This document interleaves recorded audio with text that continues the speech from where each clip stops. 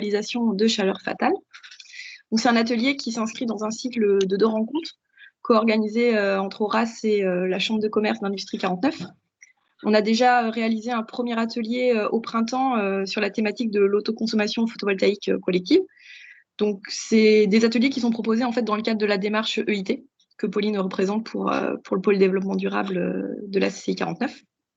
Et donc, en fait, cette thématique, c'est vraiment sur les synergies en fait, entre l'énergie et les mutualisations que peuvent faire les entreprises.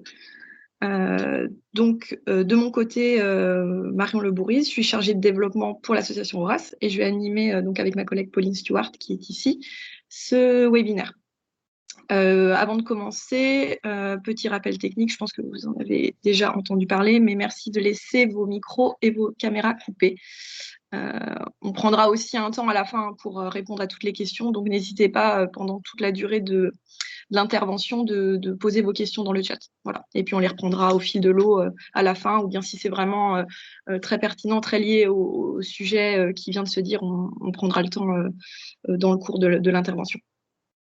Comme je disais, notre sujet aujourd'hui, c'est la chaleur fatale. Donc, c'est vraiment un sujet qui s'inscrit dans le champ de compétences d'Horace, puisque la valorisation qu'on peut faire avec cette chaleur fatale, ça permet d'optimiser ses consommations d'énergie. Ça me permet du coup de faire rapidement le lien et de vous faire un rapide rappel de qu'est-ce qu'Horace et de qui on est, de quelles sont nos missions, pour ceux qui ne nous connaissent pas. Donc, on est une association régionale portée par les CCI Pays de la Loire, l'ADEME et la région. Et notre mission principale, c'est d'accompagner les entreprises du territoire à structurer leur démarche de maîtrise de l'énergie. Donc, ça passe par tout un tas d'actions qui vont de l'optimisation, bâtiment, process, usage, etc. Et le but, c'est vraiment de réduire les consommations d'énergie et également de diminuer son empreinte carbone. On est structuré sous forme de réseau. Donc ça, c'est assez intéressant. On va le voir aujourd'hui puisqu'on est en présence d'un expert Horace. Donc en fait, on est un réseau avec 3 collèges. Un collège de consommateurs d'énergie. Donc c'est des entreprises qui sont consommatrices et qui souhaitent développer leur projet énergie et se structurer dans leur démarche. Donc nous, on va les accompagner. On a un collège de partenaires et collectivités qui viennent en soutien et avec qui on travaille pour de nombreuses animations, des synergies, ce genre de choses sur le territoire. Et on a donc ce collège d'experts qui sont des entreprises, principalement des bureaux d'études, des installateurs, qui viennent nous apporter l'expertise technique sur des sujets bien précis qu'on retrouve dans tout le secteur de l'énergie, sur lesquels on n'aurait pas forcément de compétences. Parce qu'au-delà des compétences qu'on a en interne, c'est-à-dire de formation, de diagnostic sur site, de remise de plan d'action et d'animation, on a vraiment besoin après, pour la réalisation et le développement de projets techniques bien précis, de réalisation de chantier également, d'avoir cet appui d'experts. Donc, on est en présence aujourd'hui de Mathieu Ferret, d'Exit Energy, qui est un expert Horace qui a rejoint le réseau il y a peu de temps. Et voilà, je vais du coup donner la parole directement à Mathieu pour qu'il puisse nous développer le sujet de la chaleur fatale et du potentiel de mutualisation. Parce qu'au-delà de la récupération et de la valorisation qu'on peut faire en interne, si on arrive à ne pas voir comment l'optimiser, on peut aller chercher d'autres solutions qui sont de la mutualiser avec potentiellement d'autres entreprises. Et ensuite, je donnerai la parole à Johan Charlot du projet Siver pour un témoignage. Donc un témoignage très intéressant. Il nous présentera le projet de récupération et d'utilisation de chaleur fatale sur l'unité d'incinération des déchets ménagers qui est à Noyant. Voilà. Mathieu, je te laisse la parole. Merci. Très bien, merci Marion. Donc je me présente, Mathieu Ferret, je suis le fondateur d'un cabinet de conseil qui s'appelle Exit Energy. J'interviens dans les régions de Bretagne et Pays de la Loire. Nos domaines d'expertise sont la récupération de chaleur, la création de réseaux de chaleur et la mise en place de chaufferies biomasse. Donc les missions proposées à la fois aux collectivités territoriales et aux entreprises sont la réalisation d'études de faisabilité, l'identification des sources de chaleur fatale sur un site industriel ou à l'échelle d'un territoire, et on assure également le suivi d'opérations. L'innovation Exit Energy, au-delà de ses missions plus classiques, c'est de référencer les sources de chaleur qui ne répondent à aucun besoin en vue d'attirer une nouvelle activité pour la consommer. Donc ça s'adresse à la fois aux collectivités territoriales qui ont des équipements émetteurs de chaleur, mais aussi aux industriels qui ont un excédent de chaleur et qui souhaitent valoriser ce gisement, à qui on propose d'attirer de nouvelles activités avec un double enjeu, donc efficacité énergétique et développement économique. Donc pour cela, on a une cartographie, on référence les sources de chaleur fatales. Donc cette cartographie, elle est disponible en ligne sur notre site. Et on présente ces opportunités, si vous cliquez sur la carte, pour permettre à des porteurs de projets qui vont se positionner et s'installer à côté des sources de chaleur fatales. Donc voilà pour la présentation d'Exit Energy. On va maintenant revenir au sujet de la chaleur fatale, en commençant par ce qu'est la chaleur fatale, pour ceux qui ne le savent pas encore. Donc la définition, c'est qu'il s'agit d'une chaleur générée par un procédé qui n'en constitue pas la finalité première et qui n'est pas récupérée. Donc ça, c'est la définition dans la programmation pluriannuelle de l'énergie. En d'autres termes, c'est de la chaleur perdue ou de la chaleur résiduelle sur des procédés de transformation industrielle. À titre d'exemple, on a une illustration qui s'affiche d'un bilan thermique d'un four industriel avec, à gauche de l'image, les 100% de combustible qui sont utilisés pour générer de la chaleur. Et on voit que sur ces 100% de chaleur consommée, on a des pertes aux fumées, des pertes aux ouvertures de portes, des pertes sur les convoyeurs, les supports des pièces qui sont séchées, et des pertes aux parois de l'équipement. Donc finalement, la chaleur utile, ce qu'on arrive à valoriser pour la transformation du produit et celle qui est contenue dans le produit issu du four ne se limite qu'à 20 à 40% de l'énergie qu'on a mis dans la machine. Voilà, tout le reste, c'est de la chaleur fatale. Alors, sous quelle forme on trouve la chaleur fatale? Vous avez ici un graphique qui est disponible sur un document, une étude de l'ADEME qui s'appelle la chaleur fatale, dont le lien est dans la bibliographie en fin de présentation, si ça vous intéresse d'aller jeter un coup d'œil à la présentation complète. Il y a 3 formes de rejet: les rejets liquides, rejets gazeux et les rejets diffus, que je n'ai pas volontairement, que je n'ai pas affiché ici, parce que les rejets diffus sont très difficiles à capter et relèvent plus de l'efficacité énergétique de l'équipement et ne sont pas appropriés pour de la mutualisation, de la récupération de chaleur. Donc les rejets liquides, on a 2 catégories. On va dire à gauche de l'écran les rejets plutôt basse température. On va considérer basse température ce qui est inférieur à 100 degrés et haute température supérieure à 100 degrés. Donc on voit qu'on parle de secteurs d'activité différents en fonction de la température des rejets. Alors c'est donné à titre indicatif, bien sûr, hein, cela dépend avant tout du process de chaque industriel, mais voilà, en dessous de 100 degrés, on est plus sur des industries de l'agroalimentaire, du papier carton, de la chimie, et au-delà de 100 degrés, on est plus sur la fabrication de matériaux, donc métaux, verre, ciment, tuiles, etc. Vous avez ensuite sur la frise donc les types de rejets qu'on peut trouver, en commençant par les eaux de refroidissement, qui sont les rejets liquides les plus froids, des eaux de refroidissement sur des compresseurs ou directement sur les pièces haute température en sortie de four, et puis des purges de chaudière aussi, des condensats de vapeur. Donc ça, c'est pour les rejets liquides. Sur les rejets gazeux, on a de l'air chaud, donc air chaud de séchage, ce qu'on appelle des buées, qui est en fait de l'air chaud mais chargé en humidité. Et puis plus haut en température, des fumées qui sont en sortie de four industriel ou des fumées de chaudière, d'incinérateurs, etc. Donc voilà un peu le panorama des sources de chaleur qu'on peut trouver dans l'industrie. Le gisement national est très important, hein, c'est plus de 7000 sites industriels, tous secteurs d'activité confondus. On a en France entre 120 et 130 unités d'incinération d'ordures ménagères, 60 stations d'épuration qui sont équipées d'une filière traitement des boues, incinération ou traitement thermique, donc qui génèrent de la chaleur, et plus de 200 data centers à peu près. Donc on voit sur la répartition des équipements émetteurs de chaleur que les industriels représentent près de 93% de ce gisement, hein, donc c'est le gros émetteur de chaleur, hein, le secteur principal, et un peu moins après décliné sur les usines d'incinération, stations d'épuration et data centers. Si on se concentre sur le gisement dans l'industrie, on l'a dit, c'est 109,5 TWh de chaleur fatale, c'est 36% de la consommation de combustible de ce secteur, et c'est à peu près 52 TWh, donc on va dire un peu moins de la moitié à plus de 100 degrés et un peu plus de la moitié à moins de 100 degrés. La répartition du gisement de ces sources de chaleur par secteur d'activité, Alors, l'agroalimentaire est très présent, 31%, la chimie plastique, 22%. À eux deux, ils représentent plus de 50% du gisement. Et on a ensuite donc, les secteurs du papier-carton, les métaux, les matériaux, raffinage et autres secteurs. La répartition de ces sources de chaleur, on a parlé tout à l'heure un peu des formes sous lesquelles on pouvait trouver cette chaleur. En réalité, donc c'est 27% sur les buées de séchoir, donc gros gisement. Un peu pareil, même ordre de grandeur pour le refroidissement, les systèmes frigorifiques. Et puis les fumées des fours, 19%, les fumées de chaudière, 14%. Voilà, pour vous donner une idée un peu de où se situent les principales sources de chaleur sur un process. Alors, en Pays de la Loire, le potentiel de récupération de chaleur fatale, c'est 6650 gigawattheures par an. Alors, c'est beaucoup moins que dans les Hauts-de-France, par exemple, où on est à 17-18 000 gigawattheures par an. Bon, Auvergne-Rhône-Alpes, je crois que c'est autour de 13-14 000. Donc, il y a des régions qui sont plus émettrices que les Pays de la Loire.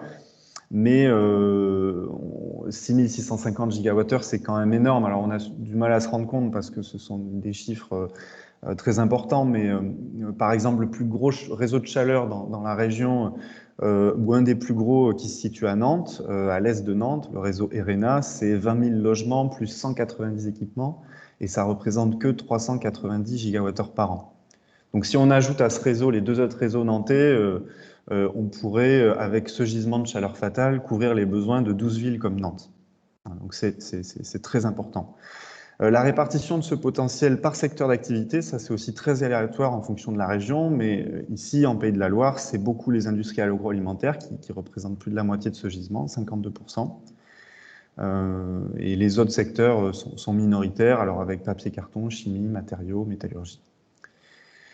Le potentiel identifié à proximité des réseaux de chaleur existants, d'après l'ADEME, s'élève à 440 gigawattheures par an, donc un potentiel qui serait facilement récupérable puisqu'à proximité d'un équipement existant pour distribuer cette chaleur.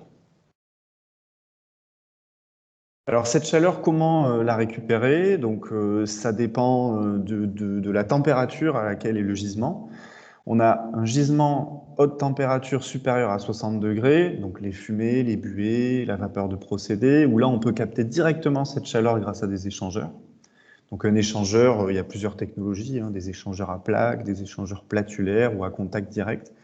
Mais on peut capter cette chaleur directement et l'utiliser pour couvrir des besoins à la fois haute température, donc le chauffage de l'ensemble des bâtiments, et des besoins plus bas en température, par exemple les bâtiments récents qui sont généralement équipés de radiateurs qui fonctionnent en 60-40, des régimes de température plus bas, ou de la production d'eau chaude sanitaire également.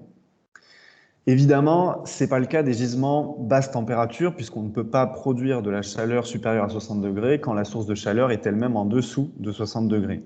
Donc, je pense notamment aux tours aéroréfrigérantes, les équipements de production de froid en général, les compresseurs d'air, les eaux usées qui vont être autour de 25, 20, 25 degrés. C'est un gisement important, mais que vous ne pourrez pas valoriser en direct pour produire du chauffage. Vous serez contraint de passer par une pompe à chaleur, une PAC, qui est un équipement thermodynamique qui permet de rehausser en température votre source de chaleur. Donc pareil, il y a plusieurs technologies de pompe à chaleur, électrique ou absorption. Alors, quelle valorisation pour cette chaleur? Si vous avez identifié un gisement sur votre site ou vous êtes collectivité sur votre territoire, la récupération de chaleur fatale doit s'inscrire dans une démarche d'efficacité énergétique globale et cohérente. C'est l'ADEME qui l'impose et c'est tout à fait légitime puisque c'est une question de bon sens. Si on a une source de chaleur fatale, la première étape, c'est d'abord de réduire le besoin en chaleur utile de ce process, c'est la consommation de combustible. Si vous avez de la chaleur fatale, mais que votre système n'est pas bien régulé, c'est d'abord à ça qu'il faut s'attaquer. Si vous avez des pertes, il faut isoler thermiquement ce procédé si c'est possible. Donc, première étape, faire de l'efficacité énergétique. Dans un deuxième temps, on regarde si on peut valoriser cette source en interne. Si vous avez des fumées de four ou des buées, on va d'abord chercher à valoriser cette chaleur pour des usages, des besoins qui sont à proximité, par exemple produire de l'eau chaude ou faire du chauffage pour un atelier qui serait à côté. Troisième option, la valorisation externe, donc c'est le sujet du jour, arriver à capter cette chaleur, utiliser un réseau pour la distribuer et en faire profiter les voisins, qu'ils soient entreprises, équipements publics ou ensemble de logements. On peut aussi envisager la covalorisation. Finalement, une fois que vous avez installé un échangeur pour capter cette chaleur, vous pouvez très bien à la fois produire de l'eau chaude pour votre besoin à vous, mais aussi pour couvrir les besoins de votre voisin. Une fois que vous avez capté cette chaleur, ça va venir améliorer le bilan technico-économique de votre scénario. Donc, c'est tout bénéfique pour le projet. Enfin, vous pouvez produire de l'électricité via des machines qu'on appelle des ORC, des Organic Rankine Cycle, pour les gisements haute température. Donc, au-dessus de 100 degrés, 120 degrés, vous avez la capacité de produire de l'électricité. Alors, les rendements ne sont pas excellents, hein, mais s'il n'y a rien d'autre à faire de cette chaleur, c'est une alternative qui se défend, évidemment, et c'est toujours mieux que de laisser partir cette chaleur et de ne pas en profiter. Quoi qu'il arrive, l'ADEME préconise de réaliser une étude approfondie pour déterminer la meilleure voie de valorisation possible. Chaque projet étant différent et dépendant du process, bien sûr, de la température du gisement, mais aussi du contexte du site. Si vous avez quelqu'un à côté ou non, quels sont ses besoins en chaleur, est-ce qu'ils sont compatibles avec votre source de chaleur, etc., etc. Des exemples de valorisation interne avant de parler de la mutualisation, pour vous donner une idée. Donc, par exemple, un papetier qui s'appelle Kimberly-Clark, qui récupère de la chaleur fatale sur ses rejets atmosphériques du process pour chauffer les locaux et préchauffer l'air de combustion des brûleurs gaz naturel. Donc, en préchauffant l'air qui arrive dans les brûleurs, on vient augmenter leur rendement et on a un gain sur la facture énergétique immédiat. C'est de la valorisation interne sur le même procédé. La Coperle, dans les Côtes d'Armor, un industriel de l'agroalimentaire, qui lui va récupérer la chaleur sur ses buées de séchage, donc sur le process, pour alimenter une boucle d'eau, donc un réseau privé qui lui appartient, qui dessert plusieurs bâtiments de son site pour différents usages, à savoir assurer le chauffage, produire de l'eau de lavage ou encore préchauffer de l'air comburant comme Kimberly-Clark le fait pour son brûleur. Alors, il existe d'autres types d'opérations couramment réalisées. La récupération de chaleur sur les compresseurs d'air en est une, la récupération de chaleur sur les groupes francs en est une autre. Ce sont des opérations qui font l'objet d'une fiche standardisée C2E et qui ont été largement plébiscitées, ces fiches, lors de ces dernières années. Donc, voilà, des projets qui se font beaucoup chez les industriels. On passe maintenant à la valorisation externe et donc la mutualisation d'une source de chaleur au profit d'un réseau qui alimente plusieurs bâtiments. Alors le principe n'est pas compliqué, on récupère de la chaleur fatale chez l'industriel et on va alimenter un réseau qui lui-même va desservir plusieurs bâtiments. Alors un ou plusieurs bâtiments, activités, entreprises, équipements ou logements.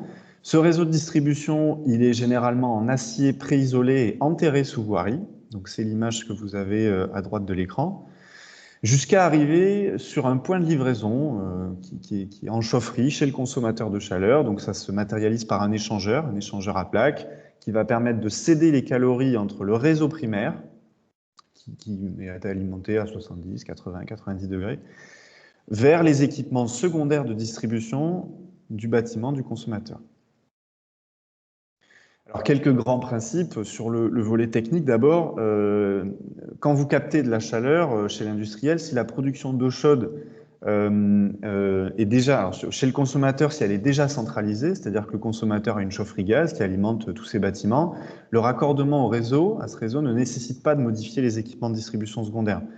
L'échangeur va venir alimenter une bouteille de mélange et va venir effacer la chaudière qui était jusque-là l'unique moyen de production de chaleur. Donc il n'y a pas de gros travaux d'adaptation à faire pour consommer une chaleur qui arrive sous forme d'eau chaude par un réseau. Le consommateur peut très bien conserver sa chaudière s'il le souhaite. Ça lui permet d'assurer l'appoint de l'énergie fatale si cette chaleur fatale n'est pas suffisante pour couvrir l'ensemble de ses besoins, mais aussi le secours. Imaginons que le process industriel sur lequel on récupère de la chaleur s'arrête, la chaudière se remet en route et produit la chaleur dont a besoin ce bâtiment consommateur raccordé au réseau. Si le process industriel est intermittent, vous vous raccordez sur une fonderie, par exemple, cette fonderie, elle fonctionne en 2/8 ou elle est en 3/8, donc avec 3 équipes, mais que du lundi au vendredi soir. Donc là, le week-end, pas de chaleur fatale, alors c'est pas grave. Il est possible d'installer du stockage. Donc là, on a un ballon qui vient se remplir d'eau chaude la semaine et qui va se décharger pendant le week-end lorsque le process est à l'arrêt, ce qui permet de maximiser la récupération de chaleur. Donc voilà pour les solutions techniques. On parle d'échangeurs, de stockage, ce sont des solutions assez simples à mettre en œuvre, hein. On n'est pas sur des technologies compliquées, c'est des technologies éprouvées qui sont largement utilisées depuis des dizaines d'années et que les réseaux de chaleur existent. Sur le volet financier, le coût de la chaleur, c'est quoi? C'est l'amortissement des équipements, à la fois pour capter cette chaleur et pour la distribuer, l'exploitation de maintenance de ces équipements et le prix de vente de la chaleur, prix auquel l'industriel veut bien vous céder son énergie. L'avantage, c'est que le poids de l'amortissement est prépondérant dans ce coût de la chaleur. Ce qui veut dire qu'une fois que l'amortissement est défini, on a un investissement, on va le lisser sur plusieurs années, finalement, une grande partie du prix de l'énergie est maîtrisée, puisque fixe dans le temps. Une fois que l'amortissement et que le prêt est négocié et qu'on sait combien on va payer chaque année, votre coût de la chaleur, il ne bouge plus. Bon, c'est important de le souligner, surtout dans le contexte actuel. Sur le volet juridique, on passe un contrat de vente de chaleur entre le producteur et le consommateur de chaleur, dans lequel on définit le prix de l'énergie, évidemment, la durée, mais c'est pas obligatoire, mais ça peut faire l'objet d'une des conditions, la température à laquelle vous livrez l'énergie et la puissance disponible en semaine, le week-end, etc. Alors, quels avantages? D'abord, pour le fournisseur de la chaleur fatale, il y en a plusieurs. Le premier, très important, il tire profit d'une ressource inexploitée. D'accord? La chaleur fatale, elle est perdue. Donc, par définition, si vous la captez, vous l'injectez dans le réseau et vous la vendez à votre voisin, bon, ça vous permet de tirer profit de cette chaleur.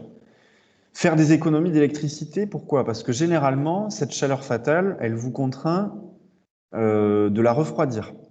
C'est la réglementation qui l'impose, ou ça peut être une contrainte technique, c'est-à-dire que pour arriver au traitement de fumée, ces fumées doivent être refroidies, ou parce que vous avez une turbine et qu'il faut repasser à l'état liquide, il faut refroidir votre vapeur pour qu'elle se retransforme en état liquide.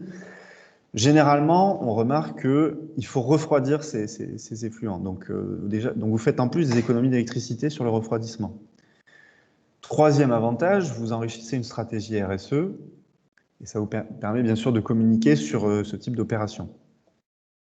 Enfin, et réservé au cas de récupération de chaleur sur un effluent gazeux, vous allez limiter les nuisances olfactives et émissions de polluants.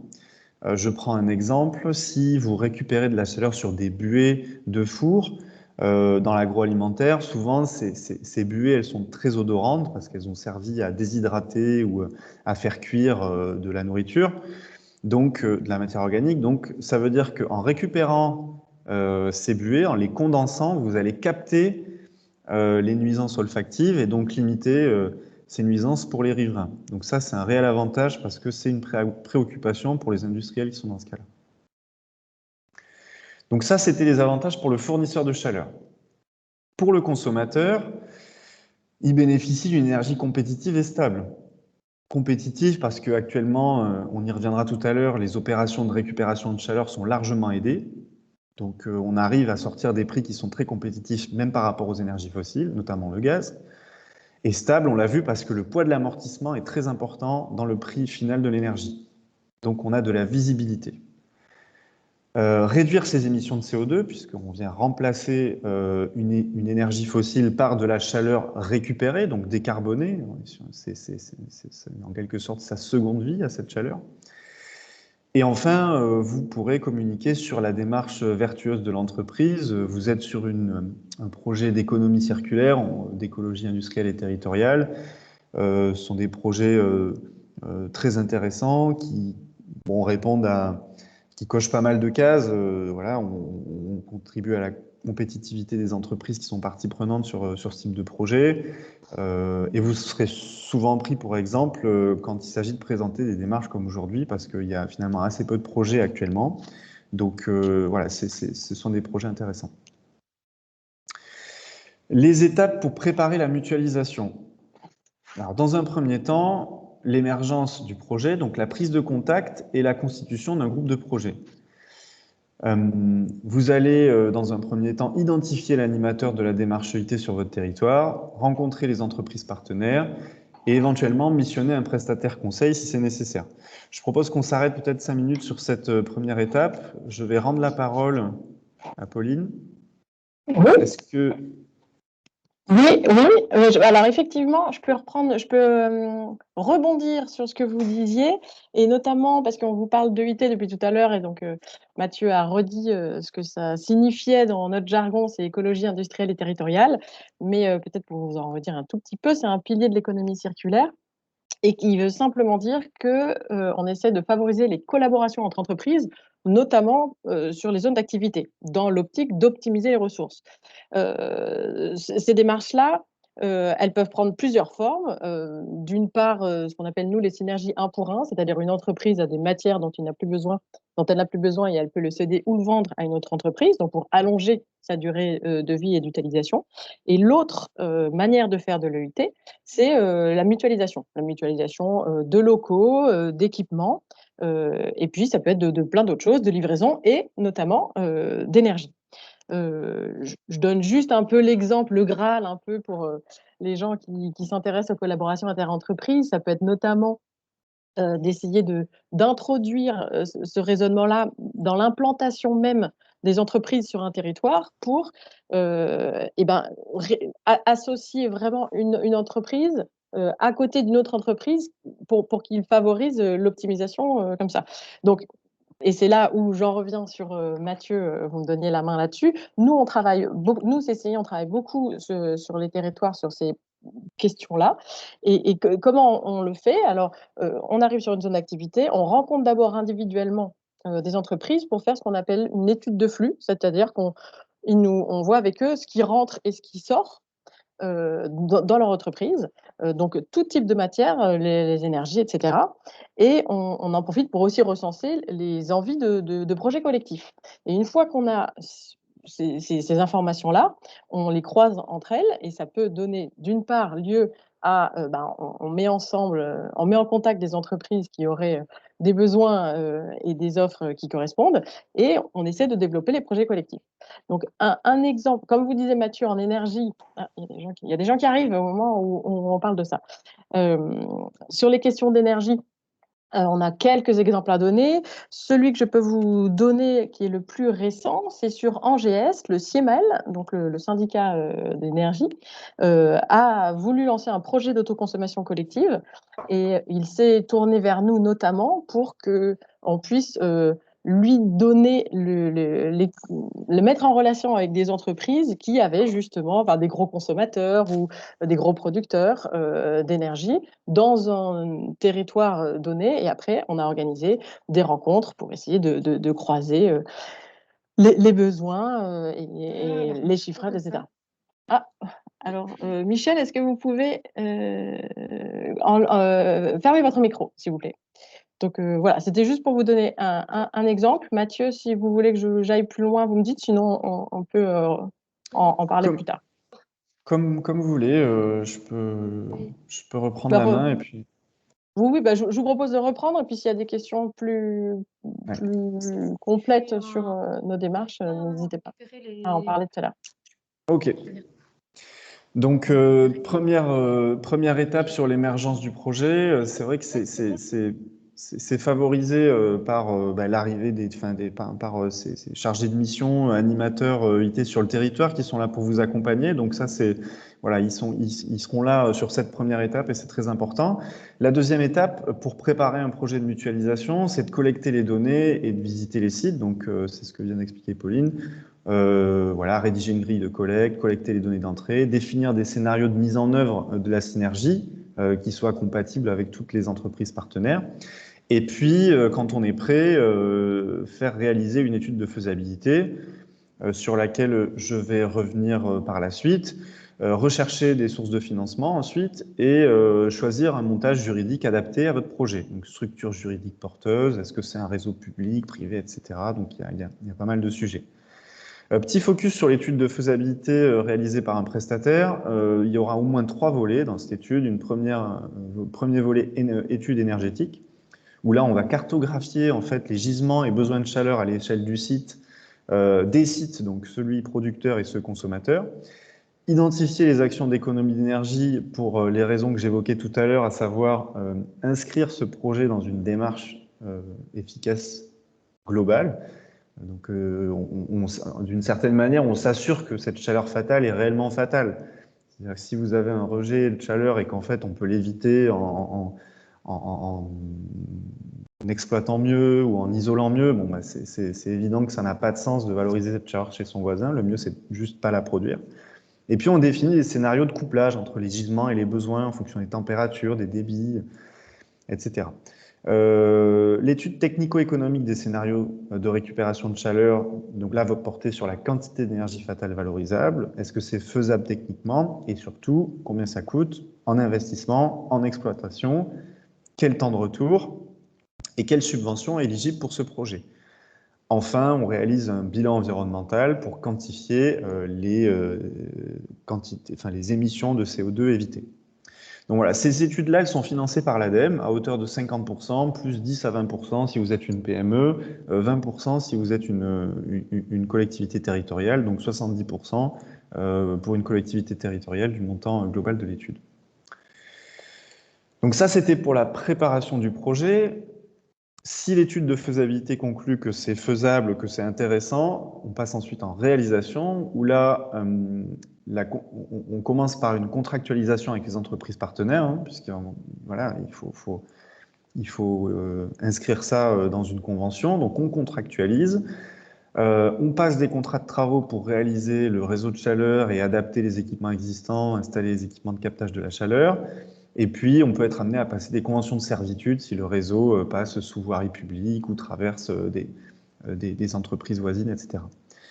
La mise en œuvre du projet, il faudra assurer la suivi des travaux, bien sûr, les délais de construction, le contrôle de la conformité des travaux, la mise en service des nouveaux équipements, la mise en vente de la chaleur, et puis le suivi des engagements de performance.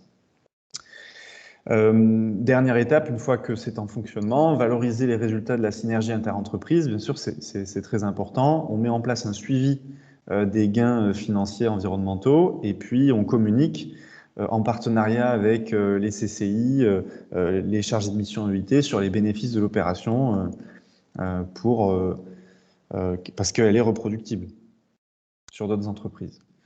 Alors, quelques exemples de mutualisation en France. La Normandise, premier exemple, dans le Calvados, donc, qui est une entreprise de l'agroalimentaire qui récupère de la chaleur sur un process de stérilisation. Donc, pour stériliser, il faut être assez haut en température, donc on a des rejets chauds. Et là, cette énergie est récupérée pour couvrir les besoins d'une unité de méthanisation qui est située à quelques centaines de mètres de là. Et on va utiliser cette chaleur pour maintenir en température le digestat et garantir le bon fonctionnement de la méthanisation et la production de biogaz. Donc, premier exemple. Le deuxième, ArcelorMittal. Donc là, c'est en Moselle et c'est sur la récupération de chaleur sur les fumées pour sécher les déchets et les valoriser en CSR. Alors, on a les CSR, c'est les combustibles solides de récupération. Donc, c'est un recycleur qui est pareil à proximité du site qui va utiliser cette chaleur pour faire du séchage et valoriser ces déchets, donc ces fameux CSR, en combustible après avoir été séchés, donc pour être utilisés dans des fours incinérateurs chez d'autres entreprises ou pour des collectivités. Enfin, dernier exemple, Kervalis, en Ille-et-Vilaine, pas très loin d'ici, récupération de chaleur sur des buées de séchage, donc en sortie de four, pour assurer le chauffage d'acteurs publics et privés sur une zone d'activité. Je m'attarde un peu plus sur cet exemple-là. Donc, vous avez ici une image du réseau qui a été développé pour mutualiser la chaleur fatale récupérée chez Kervalis. Kervalis que vous voyez en rouge au centre de l'image. Et donc, qui dessert un réseau de chaleur qui alimente alors des acteurs publics privés. Je disais, donc on a une piscine, on a une entreprise qui fabrique des cosmétiques, un équipementier automobile, un serriste de tomates, qui est le gros consommateur du réseau. Voilà, donc un réseau de 2,4 km, c'est 12 675 MWh de chaleur fatale valorisée. Et un prix de la chaleur qui est très compétitif, puisque, comme je vous le disais tout à l'heure, les opérations de ce type, en ce moment, la récupération de chaleur fatale est très bien aidée par les C2E et l'ADEME. Donc voilà pour ce retour d'expérience à Vitré. Les aides mobilisables, justement, on y vient. Alors, il y a deux types d'aides. Je disais fonds chaleur C2E. Je commence par le fonds chaleur. Alors, les équipements éligibles sont les équipements qui permettent le captage de la chaleur fatale, le stockage ou la relève en température si c'est nécessaire. Donc là, on fait allusion aux pompes à chaleur dont on parlait en première partie. La distribution et la valorisation en interne, mais aussi vers un réseau de chaleur.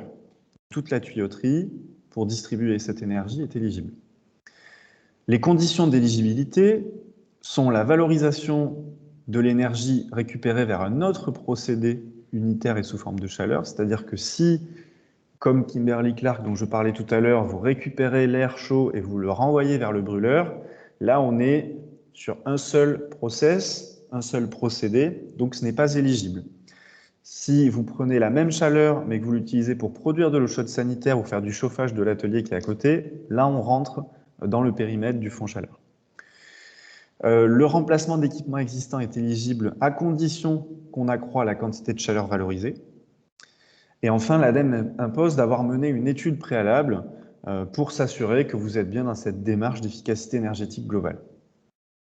Ne sont pas éligibles les cogénérations. Pourquoi? Parce qu'une cogénération, par définition, c'est un appareil qui sert à produire de l'énergie, en l'occurrence de l'électricité.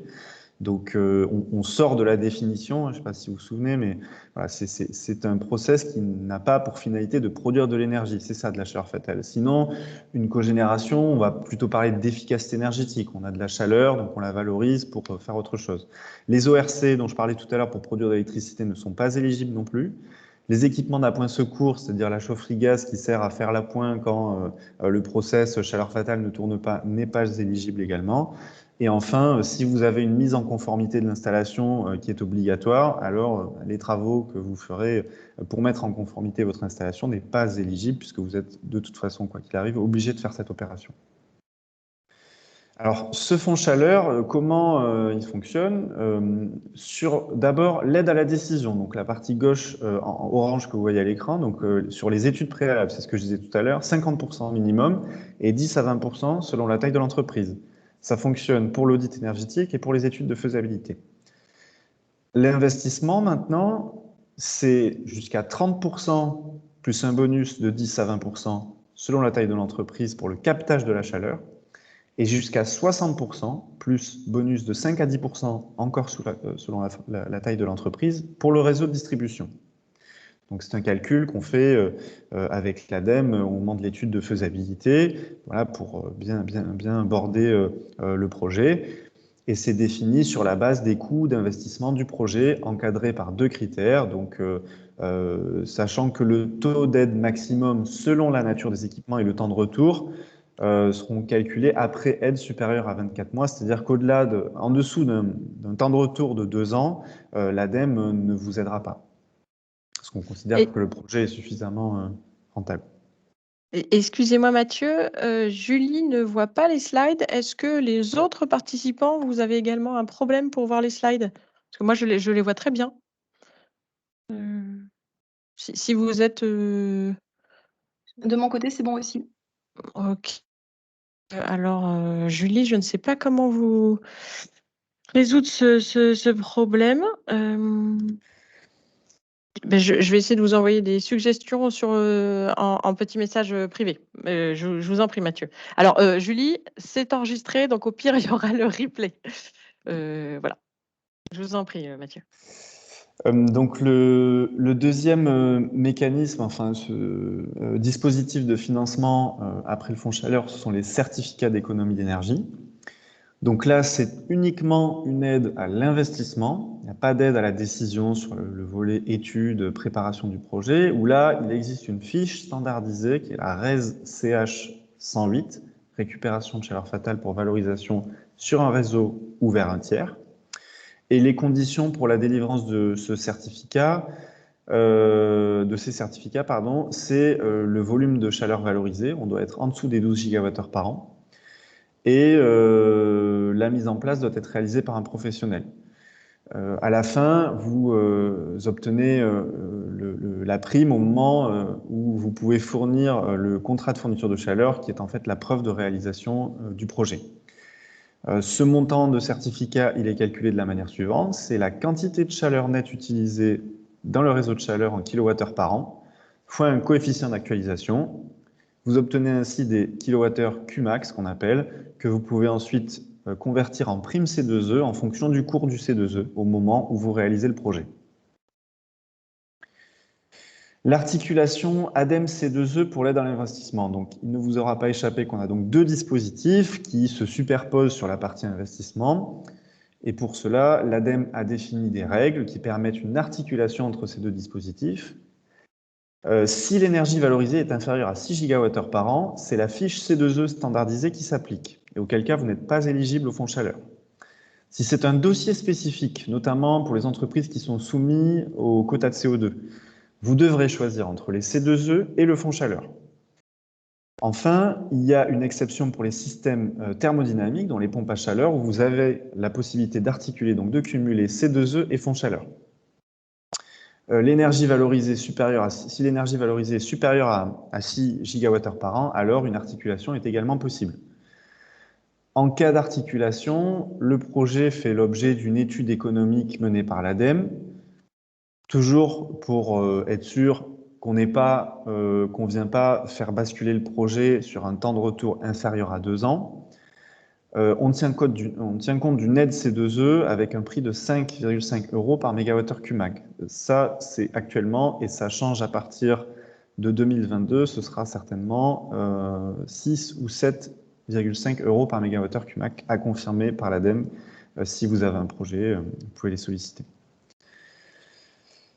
Voilà, donc si vous souhaitez aller plus loin, le support de la présentation sera diffusé et vous aurez, donc en cliquant sur les liens suivants, accès aux documents élaborés par l'ADEME sur différents sujets, notamment celui qui définit le gisement disponible en France par région, par secteur d'activité, qui vous aide à identifier si sur les process industriels, il peut y avoir de la chaleur fatale.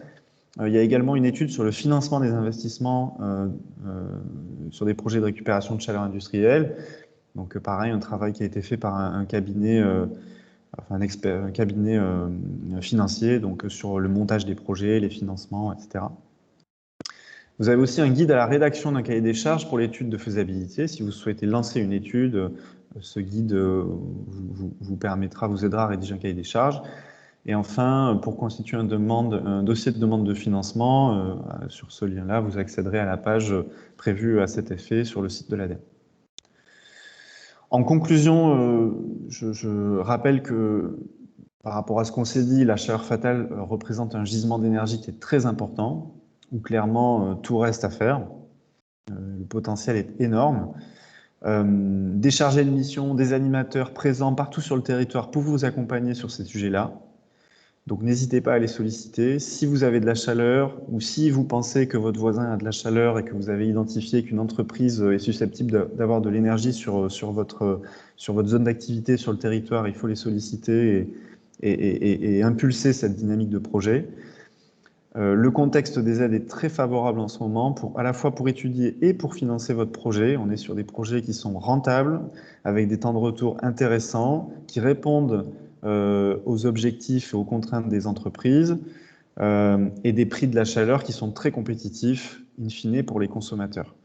Enfin, ce sont des projets qui s'inscrivent dans une démarche d'économie circulaire, comme l'a dit Pauline, et qui présentent de nombreux avantages, à la fois économiques, environnementaux, et pour l'image de l'entreprise. J'en ai terminé, je vous remercie pour votre attention. Merci Mathieu. Vas-y, je te laisse la parole, Marion, excuse-moi. Non, J'étais tout pas de enthousiaste parce que moi qui n'y connaissais rien, j'y connais, je comprends mieux. Très bien. Du coup, on va donner la parole à Joanne du projet CIVER pour enchaîner directement avec un projet concret et un retour d'expérience. Joanne, c'est à vous. Je vous laisse la parole. Merci. Ouais, je vais partager. Alors peut-être juste pour info, je précise, Johan va faire une intervention de 20-25 minutes, je crois, et on aura un petit peu de temps pour les questions derrière, si n'hésitez pas. Voilà. C'est bon? Ça diffuse? C'est Oui, c'est parfait. tout bon. Ok. Donc, moi, je me présente, Johan Chariot. Donc, je suis du CIVER de l'Est-Anjou, un syndicat de traitement des ordures ménagères à l'origine de l'Est du département du Maine-et-Loire.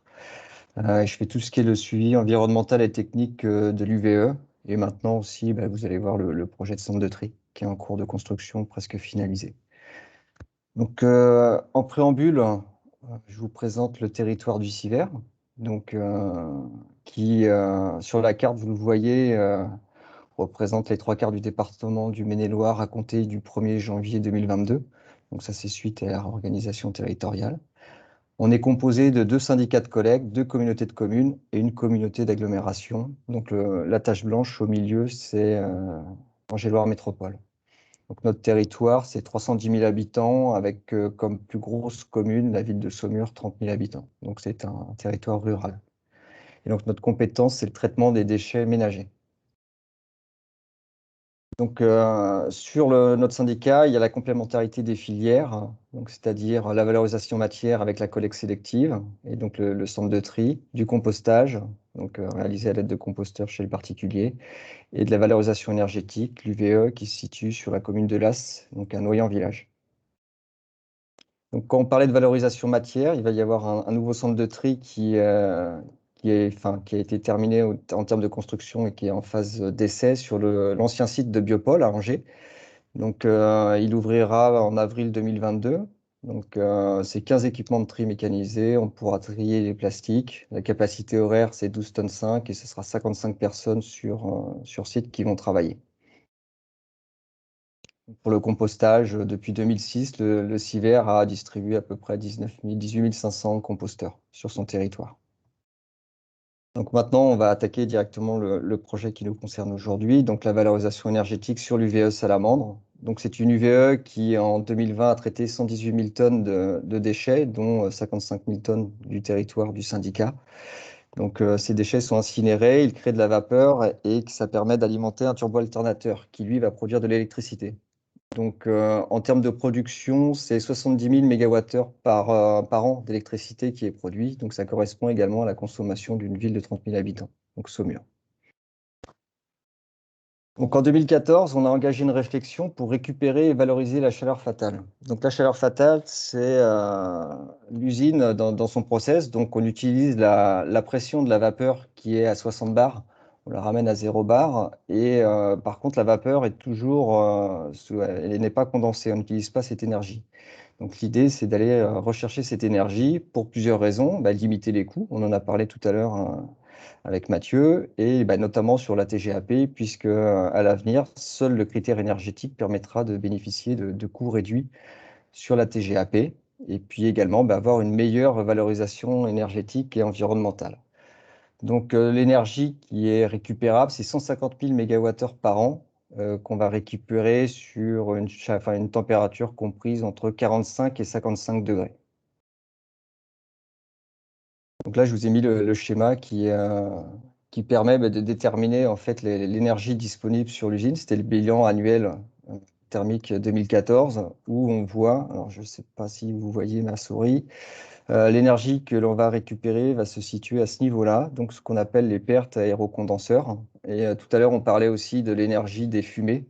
Donc, vous voyez, c'est aussi une quantité d'énergie qui n'est pas négligeable, mais le bilan n'était pas positif pour aller chercher l'énergie à ce niveau-là. Donc, on s'est concentré sur les pertes au niveau des aérocondenseurs. Donc, le fonctionnement actuel d'une usine. Donc, je ne sais pas si ça vous parle. Donc, en gros, tout à l'heure, là, vous avez l'endroit où on va brûler les déchets. Il va y avoir une chaudière qui va permettre de passer de l'eau à de la vapeur surchauffée, donc 60 bars, 380 degrés, et on alimente un turbo-alternateur. Là, on a différents soutirages qui permettent d'être utilisés à l'intérieur de l'usine. Et ensuite, donc la vapeur partait dans des aérocondenseurs, ce sont des gros ventilateurs, où on la remettait sous forme liquide. Et donc, ce qu'expliquait aussi également tout à l'heure Mathieu, ça repartait donc dans le circuit aux vapeurs. Donc, c'est cette énergie fatale qui est à valoriser sur l'usine. Et donc, ça consiste techniquement à ajouter ce qu'on appelle un hydrocondenseur. Donc, à ce niveau-là, qui va permettre d'aller récupérer donc, cette énergie et d'alimenter les serres qui vont s'implanter à proximité de l'usine. Et donc, pareil, là également, d'ici la fin de l'année, on devrait pouvoir les alimenter en chauffage. Donc, d'un point de vue situation, donc, vous avez l'UVE qui se situe donc, en bas de la photo, et donc tout le projet serre qui est sur la partie supérieure avec les petits pointillés jaunes. Donc, c'est 12 à 13 hectares d'espace. J'expliquerai après plutôt le phasage. Donc, le principe, c'est qu'on va aller alimenter, donc l'hydrocondenseur va alimenter une petite sous-station à ce niveau-là, qui après va aller sur le réseau des serristes.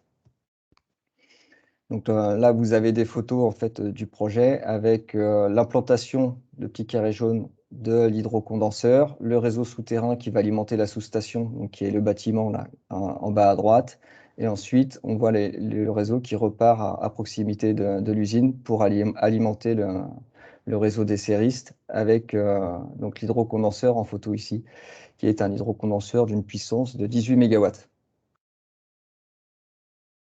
Donc sur le phasage, fin 2021, le CERIS va mettre en service 4 hectares de serre. Donc ensuite, au plus tard, fin 2024, il mettra 3 hectares supplémentaires de serre en service. Donc pourquoi on dit au plus tard? C'est dans le contrat qu'on a signé avec lui, c'est son engagement. C'est-à-dire, on est garanti d'avoir 7 hectares de serre. Le potentiel du site est supérieur, c'est-à-dire qu'il pourrait implanter 3,7 hectares supplémentaires, mais il y a des contraintes techniques, notamment par rapport à l'approvisionnement en eau. Donc il faut qu'il soit complètement autonome en eau pour pouvoir après implanter ces hectares supplémentaires.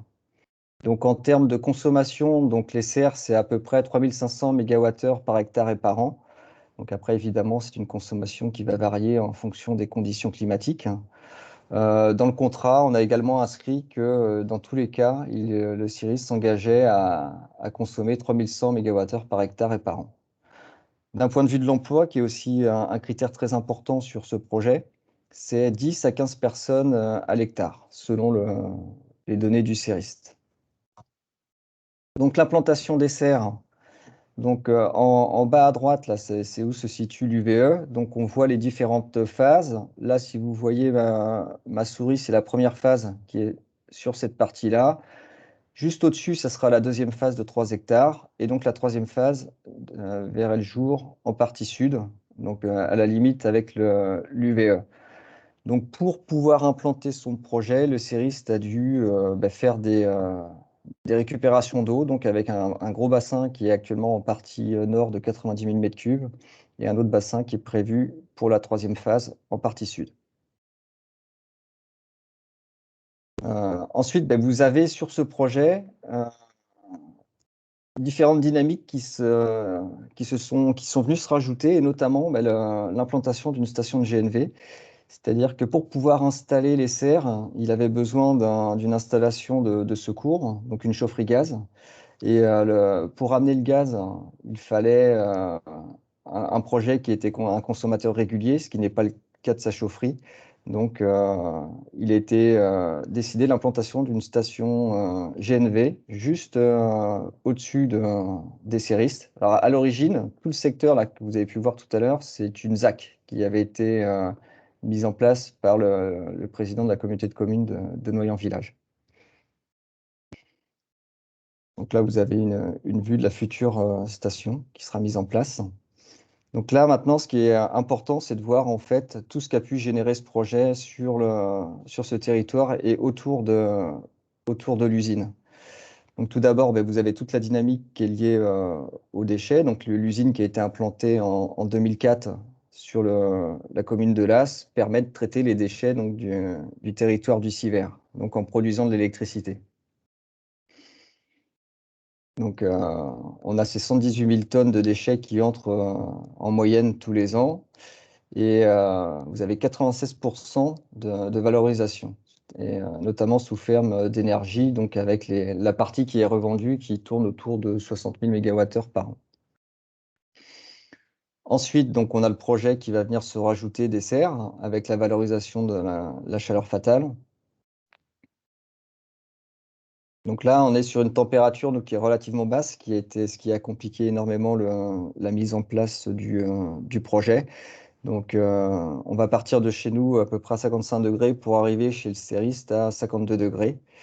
L'investissement, c'est 2,5 millions d'euros. Donc, ils sont couverts par les C2E, on en parlait tout à l'heure. On vous redonne les chiffres de la consommation moyenne des serres de 3500 MWh par hectare et par an, et l'énergie fatale disponible de 150 000 MWh.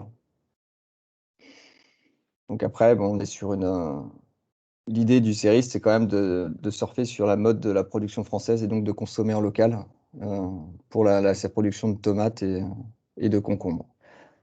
Donc à terme, si le projet allait vraiment au bout, c'est quand même 80 à 100 emplois qui seraient créés sur le secteur.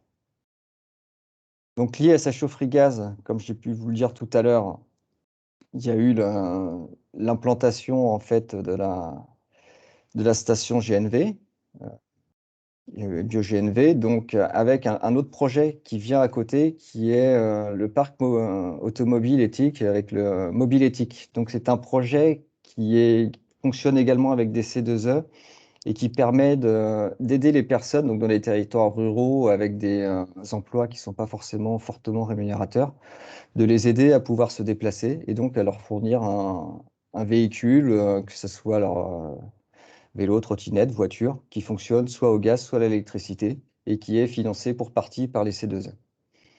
Donc, le site a été retenu dans le cadre du projet Mobiléthique et la mise en service est prévue pour 2022. Et en complément, donc, on a également des agriculteurs qui se sont regroupés et qui vont créer une unité de méthanisation juste à côté de l'usine avec des synergies avec les serristes, c'est-à-dire l'utilisation du CO2, parce que les serres consomment du CO2, et également le fait d'avoir ramené le réseau de gaz leur permet de pouvoir injecter leur gaz à proximité. Donc là, on voit qu'on est vraiment dans un projet qui a permis une économie circulaire et qui se développe dans une zone qui était quand même pas très moteur ou pas très en avant ces derniers temps. Donc c'est un beau projet qui se met en place. Et donc avec tous les partenaires de ce projet, donc vous avez les structures collectivités territoriales que sont le CIVER pour la partie production d'énergie, Baugeois-Vallée, donc la communauté de communes qui, elle, est sur la partie ZAC, où se sont installés les serristes, la station GNV, et donc LCML qui va être pour toute la partie également station GNV et toute la partie énergie. Et ensuite, tous les acteurs qui ont été mobilisés pour la réussite de ce projet. Donc les associations environnementales, bureaux d'études, Veolia, l'exploitant de l'usine, les services de l'État, la Chambre d'agriculture. Voilà, et donc si vous avez des questions, je suis à votre disposition pour vous parler plus précisément de ce projet.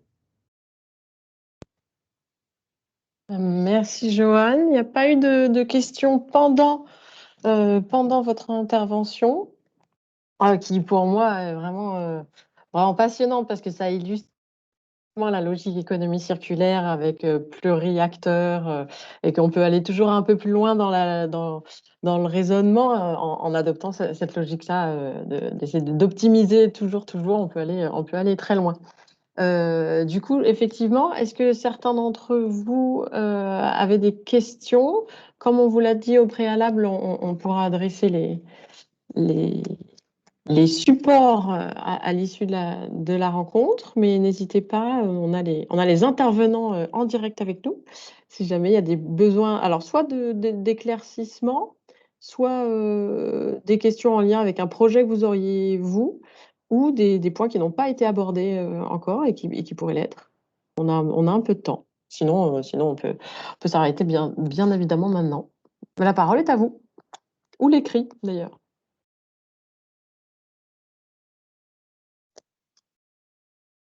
Marion, Moi, est-ce que tu voulais… Oui, Moi, je vous écoute. j'avais une question, oui, c'est sur quand les serres sont arrivées, en fait, le projet de méthanisation existait déjà ou il s'est vraiment ajouté en se disant on peut produire du CO2 pour les serres, donc c'est ce qui a créé l'opportunité. Alors, le projet, je pense, était déjà un peu dans les tuyaux. Après, ce qui a permis, enfin, ou ce qui a fait qu'il s'implante à côté de l'usine, oui, c'est plutôt, je pense, la canalisation de gaz. Alors, il faut savoir qu'il y a deux projets en cours.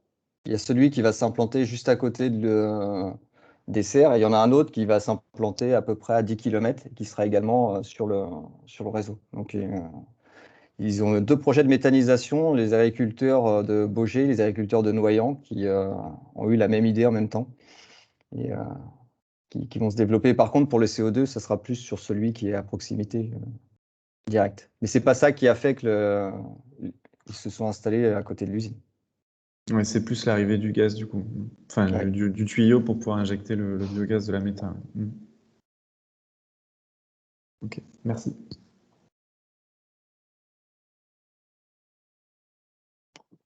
Donc nous, on a encore de l'énergie disponible, hein, s'il y en a qui veulent. Parce que si vous avez fait les calculs, il reste encore sur les 150 000 MWh disponibles, le CERIST, au maximum, on utilisera les 40 000 MWh. Et on n'est pas Vous cher. faites… Vous faites un appel à personnes intéressées. Est-ce que vous avez, vous, des idées de projets qui pourraient bien s'adapter? Non, alors nous, je vais pas refaire toute l'histoire du projet, mais c'était très compliqué de trouver un utilisateur d'énergie fatale. On a eu des contacts avec du séchage de boue papetière, de la déshydratation le séchage de bois, déshydratation de luzerne, qui ça, à la limite, pourrait peut-être repartir. Mais c'est pas évident parce que, comme je l'ai dit rapidement, on est sur des températures qui sont basses. Et tout à l'heure, on voyait que ça réduit les usages possibles. Et en même temps, oui, vous avez un peu essuyé les plâtres. Maintenant, vous avez développé une compétence là-dessus. Parce que vous dites peut-être que ça pourrait quand même avoir lieu maintenant, parce que vous avez avancé dans la faisabilité, etc. Pour la déshydratation, non, je pense que c'est un projet qui, quand l'usine s'est montée, avait déjà été évoqué. À ce moment-là, la politique agricole commune avait fait, il y avait des aides qui ont été supprimées, qui ont fait capoter le projet. Mais le fait là qu'il y ait maintenant toute l'installation est en place, ça pourrait relancer C'est ça. les envies, quoi. Très bien. Ben, on divulguera, on diffusera votre appel à idées sur le territoire de Baugé. Marion, je te donne la parole éventuellement pour clore ce petit Oui, bah, de webinaire. toute façon, s'il n'y a pas plus de questions, comme on le disait, le replay sera disponible. Je pense aussi que les supports le seront. Mathieu, Joanne, vous pouvez nous valider que les supports pourront être Oui, envoyés également. c'est ok Ok, super. pour moi. Alors, je vais juste vous renvoyer celui que j'ai passé là, parce que j'ai rajouté des photos qu'on n'avait pas mises D'accord, dans celui qu'on c'est vous a parfait, envoyé. Donc, ça marche. voilà. Et puis, bah, du coup, de notre côté, voilà, on essaiera aussi de revaloriser différemment ce replay. Voilà, on n'a pas forcément eu énormément de participants, mais le sujet est très intéressant et c'est un beau retour d'expérience également. Donc, voilà, on essaiera de le diffuser au maximum. En tout cas, merci à vous deux et puis merci à tout le monde d'avoir pris le temps d'être avec nous aujourd'hui. Au revoir, à Merci à vous. bientôt. Merci beaucoup. Au Merci revoir, à bientôt. Au vous. revoir. Au revoir.